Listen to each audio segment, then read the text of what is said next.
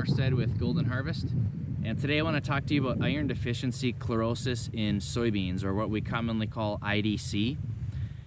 In Nebraska, South Dakota, North Dakota, Northwest Iowa, Western Minnesota is probably the more common places we see IDC, and that's due to the calcareous nature of the soil, or alkali soil conditions, higher pH, above 7, between 7 and 8.5. And in those types of soils, we can see in June and into July, early growth into kind of early vegetative stages.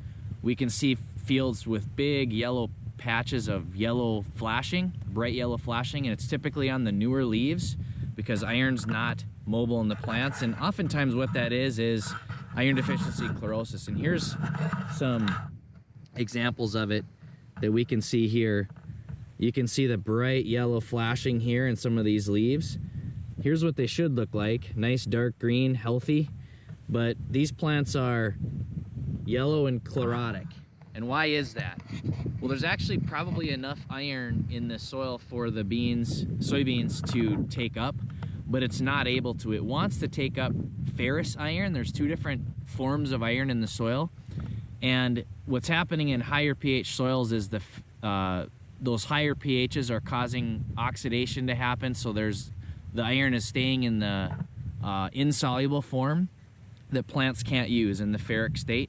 So what the plant roots will try to do is they'll acidify the root zone so that they can take up, change the form of iron into the type that they can take up, and they're not able to do it because the pH is so strongly held higher, and they're not able to take up the type of iron that they need, which is ferrous iron. And so when we see elevated soil moistures, when we see lots of rain coming that are dissolving carbonates and excess lime in the soil, it's creating an environment where the plant's not able to take up the iron that it needs. And so that's when you'll see these big yellow patches of soybeans where, and this isn't so bad, you can see it much worse, of course, where the plants will actually almost die. But a lot of times it's in certain areas of the field that are more prone than others, and it varies from year to year in severity. So what can we do to manage it? The biggest thing we can do to manage IDC is by variety selection.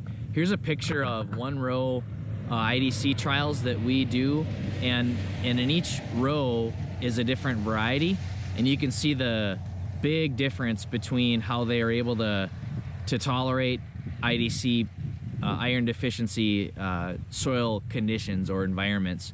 So there's a big difference in variety selection. Some are just able to take up iron better than others, and they're able to just tolerate it a lot better. So you can see that in the picture. So the first thing to do is variety selection. The second thing would be you can put a chelated iron in furrow with the plants at planting, and that can help in certain situations. It's pretty costly, so you really want to consider the return on investment for that. If you have the right soils for it, it can certainly pay, but that's just something you'll have to weigh out. And then trying to get the plants off to a good early start to try and get that root system established is also something that can help.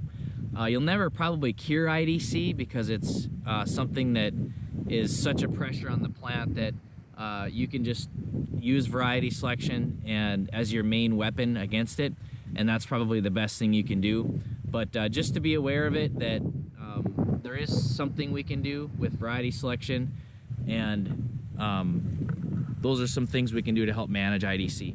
So just wanted to give an update and a reminder on IDC this year. Thanks.